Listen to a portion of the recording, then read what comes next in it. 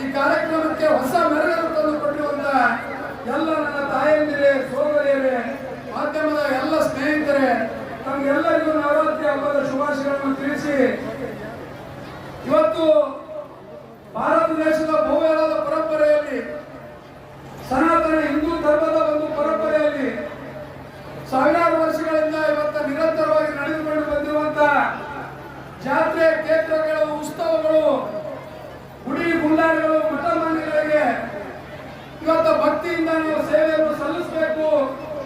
ಹಿಂದಿನ ಹಿರಿಯರು ಹಾಕಿಕೊಟ್ಟಂತಹ ಪರಂಪರೆಯನ್ನು ಮುಂದಿನ ಯುವ ಪೀಳಿಗೆಗೆ ವರ್ಗಾಯಿಸಬೇಕು. ಧರ್ಮ ಸಂಸ್ಕಾರ ಅನ್ನೋದು ಪ್ರತಿಯೊಂದು ವಿಭಾಗಗಳಲ್ಲಿ ಇರಬೇಕು ಅನ್ನೋ ನಿಟ್ಟಿನಲ್ಲಿ ಇವತ್ತ ನಮ್ಮ ಕುಲ್ಸಿಂಗ್ ಚವಾಣ್ ಅವರು ಹಾಕಿಕೊಟ್ಟಂತ ಮಾರ್ಗದಲ್ಲಿ, ಅವರು ಹಾಕಿಕೊಟ್ಟಂತ ದಾರಿ ದೀಪದಲ್ಲಿ ಈ ಒಂದು 25 ವರ್ಷಗಳಿಂದ ನಿರಂತರವಾಗಿ ದೇವಾನಂದ್ ಚವಾಣ್ ಅವರು, ರವಿಕುಮಾರ್ ಚವಾಣ್ ಅವರು ಹಿರಿಯರು ಹಾಕಿಕೊಟ್ಟಂತ ಪರಂಪರೆಯನ್ನು ಇವತ್ತು ಮುಂದುವರಿಸಿಕೊಂಡು ಹೋಗ್ತಾ ಇದ್ದಾರಲ್ಲ, ನಿಮ್ಮೆಲ್ಲರ ಪರವಾಗಿ ಅವರಿಗೆ ಹೃದಯ ಕೋಟಿ ನಮಸ್ಕಾರಗಳನ್ನು ಈ ಸಂದರ್ಭದಲ್ಲಿ ನಾನು ಸಲ್ಲಿಸಲಿಕ್ಕೆ ಬಯಸ್ತಾ ಇದ್ದೀನಿ. ಯಾಕಂತಂದ್ರೆ ಪರಂಪರೆ, ಸಂಸ್ಕಾರ, ಸಂಸ್ಕೃತಿ ಅನ್ನೋದು ನಾವು ಮರಿಬಾರ್ದು. ಇವತ್ತು ಎಷ್ಟೇ ದೊಡ್ಡ ರಾಜಕೀಯ ವ್ಯಕ್ತಿಗಳಾಗಬಹುದು, ಜೀವನದಲ್ಲಿ ಎಷ್ಟೇ ದೊಡ್ಡ ಶ್ರೀಮಂತರಾಗಬಹುದು, ಜೀವನದಲ್ಲಿ ಏನ್ ಬೇಕಾದ್ರೂ ಕಳಿಸಬಹುದು, ಆದ್ರೆ ಪರಂಪರೆ ಮತ್ತು ಸಂಸ್ಕಾರ ಧರ್ಮವಂತರಾಗಿ ನಾವು ಬದುಕಕ್ಕೆ ಇಂಥ ಕಾರ್ಯಕ್ರಮಗಳೇ ಸಾಕ್ಷಿ ಅಂತ ಹೇಳಿ ಸಂದರ್ಭದಲ್ಲಿ ನಾವು ಹೇಳಕ್ ಬಯಸ್ತಾ ಇದ್ದೀವಿ.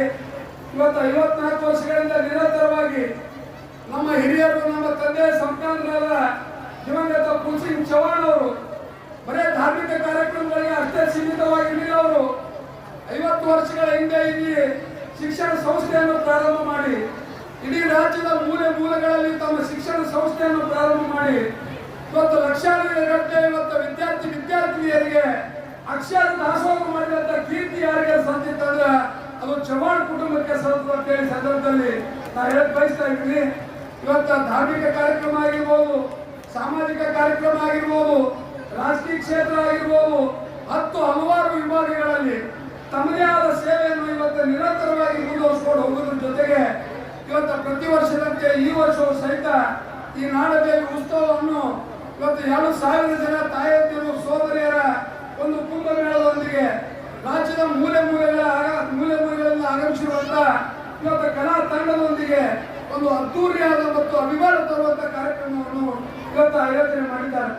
ಇವತ್ತು ತಮ್ಮ ಗ್ರಾಮಸ್ಥರಿಗೆ, ಚವಾಣ್ ಕುಟುಂಬಕ್ಕೆ ನಾವು ಎಷ್ಟೇ ವಿಶೇಷವಾದ ಅಭಿನಂದನೆ ಹೇಳೋದು ಕಡಿಮೆ. ಯಾಕಂತಂದ್ರೆ ನಾವು ದಸರಾ ನೋಡ್ಬೇಕಾಗಿತ್ತಂದ್ರೆ, ನಾಡ ಹಬ್ಬ ನೋಡ್ಬೇಕಾಗಿತ್ತಂದ್ರೆ ನಾವು ಮೈಸೂರಿಗೆ ಹೋಗುವಂತ ಕಾಲ ಇತ್ತು. ಆದ್ರೆ ಇತ್ತೀಚಿನ ವರ್ಷಗಳಲ್ಲಿ ಮೈಸೂರಿನಲ್ಲಿ ಆಗುವಂತ ಎಲ್ಲ ಕಾರ್ಯಕ್ರಮಗಳು ಅದು ನಮ್ಮ ತಾಮ ಗ್ರಾಮದಲ್ಲಿ ಆತವತ್ತಲ್ಲಕ್ಕ ನಮ್ಗೆ ಬಹಳ ಹೆಮ್ಮೆ ಅನಿಸ್ತದ, ಅಷ್ಟೇ ಅಭಿಮಾನ ತರ್ತೈತಿ. ಯಾಕಂತಂದ್ರೆ ಇಂಥ ಒಂದು ಸಂಘಟನೆ, ಇಂಥ ಒಂದು ಇವತ್ತು ನಾಡ ದೇವತೆ ಬಗ್ಗೆ, ಇವತ್ತು ಧರ್ಮದ ಬಗ್ಗೆ ಅಪಾರವಾದ ಭಕ್ತಿ, ಗೌರವ ಈ ಒಂದು ಕಾರ್ಯಕ್ರಮವೇ ಸಾಕ್ಷಿ. ಆ ನಿಟ್ಟಿನಲ್ಲಿ ಕಾರ್ಯಕ್ರಮಗಳು ನಿರಂತರವಾಗಿ ನಡೀಬೇಕು. ಇವತ್ತು ಭಗವಂತ ಜಗನ್ಮಾತೆ ನಮಗೆ ಮಳೆ, ಬೆಳೆ, ಸುಖ, ಶಾಂತಿ, ಸಂಪತ್ತನ್ನು ಕೊಟ್ಟು ಕಾಪಾಡಬೇಕು ಅನ್ನೋ ನಿಟ್ಟಿನಲ್ಲಿ ಆ ಭಗವಂತನಲ್ಲಿ ಮತ್ತು ಆ ತಾಯಿಯಲ್ಲಿ ಪ್ರಾರ್ಥನೆ ಮಾಡಿ ಇಂಥ ಒಂದು ಅದ್ದೂರಿಯಾದ ಒಂದು ಅಭಿಮಾನ ತರುವಂತ ಒಂದು ಧರ್ಮದ ತಳಹದ ಮೇಲೆ ನಡೆಯುತ್ತಿರುವಂತಹ ಈ ಕಾರ್ಯಕ್ರಮದಲ್ಲಿ ಪ್ರತಿ ವರ್ಷದಂತೆ ಈ ವರ್ಷವೂ ನಾನು ಭಾಗವಹಿಸಿದ್ದೀನಿ. ನಮ್ಮ ತಂದೆಯವರಾದ ದಿವಂಗತ ಎನ್.ಸಿ. ಮಂಗೋಳಿ ಅವರು ತಮ್ಮ ಜೀವಿತ ಕಾಲದಲ್ಲಿ ಯಾವುದೇ ಕಾರಣಕ್ಕೂ ಈ ಒಂದು ತಾಮ ಗ್ರಾಮದಲ್ಲಿ ನಡೆಯುತ್ತಿರುವಂತಹ ಕಾರ್ಯಕ್ರಮ ಯಾವ ಕಾಲಕ್ಕೂ ಅವರು ಕೃಷಿದ್ದಿಲ್ಲ. ಆ ಒಂದು ಅವರ ಬಿಟ್ಟು ಹೋದಂತ ಇವತ್ತ ನಡೆ, ನುಡಿ, ಆಚಾರ, ವಿಚಾರಗಳನ್ನು ನಾನು ಸಹಿತ ಇವತ್ತು ನನ್ನ ರಾಜಕೀಯ ಜೀವನದಲ್ಲಿ ಮುಂದುವರಿಸಿಕೊಂಡು ಹೋಗುವ ಜೊತೆಗೆ ಚವಾಣರ ಕುಟುಂಬಕ್ಕೂ ಈ ನಾಡ ಹಬ್ಬಕ್ಕೂ ನಿರಂತರವಾಗಿ ನಮ್ಮ ಭಕ್ತಿ ಸೇವೆಯನ್ನು ಮಾಡೋದ್ರ ಜೊತೆಗೆ ಅವರ ಒಂದು ಕಾರ್ಯಕ್ರಮಕ್ಕೆ ಯಾವಾಗಲೂ ನಾವು ಚಿರುಣಿಯಾಗಿ ಇರ್ತೀವಿ ಅಂತ ಹೇಳಿ ಸಂದರ್ಭದಲ್ಲಿ ಹೇಳಿ ಪ್ರಾರಂಭ ಆಗಿದೆ. ಹಾಗೆಯೇ ಇವತ್ತು ತಾಂಬಾ ಗ್ರಾಮದಲ್ಲಿ ಕೂಡ ಅದೇ ರೀತಿಯ ಒಂದು ವಾತಾವರಣದಲ್ಲಿ ಇವತ್ತು ಒಂದು ಭವ್ಯ ವೇದಿಕೆಯ ಮೂಲಕ ಇವತ್ತು 2,000ಕ್ಕೂ ಹೆಚ್ಚು ಇವತ್ತು ಕುಂಭಮೇಳದ ಜೊತೆಗೆ ಈ ಕಾರ್ಯಕ್ರಮದ ರೂವಾರಿಗಳಾದಂಥ ಈ ಭಾಗದ ಮಾಜಿ ಶಾಸಕರು, ಆತ್ಮೀಯರು ಆದಂತ ಮೈಸೂರು ದೂರ ಆದ್ರೆ ನಾಡ ಹಬ್ಬ ನಮಗೆ ತಾಂಬಾ ಗ್ರಾಮ ಬಹಳ ಅದ್ದೂರಿಯ ಕಾರ್ಯಕ್ರಮಕ್ಕೆ ಅನೇಕ ನೋಡುಗರು ಇಲ್ಲಿ ಬರ್ತಿರ್ತಾರೆ.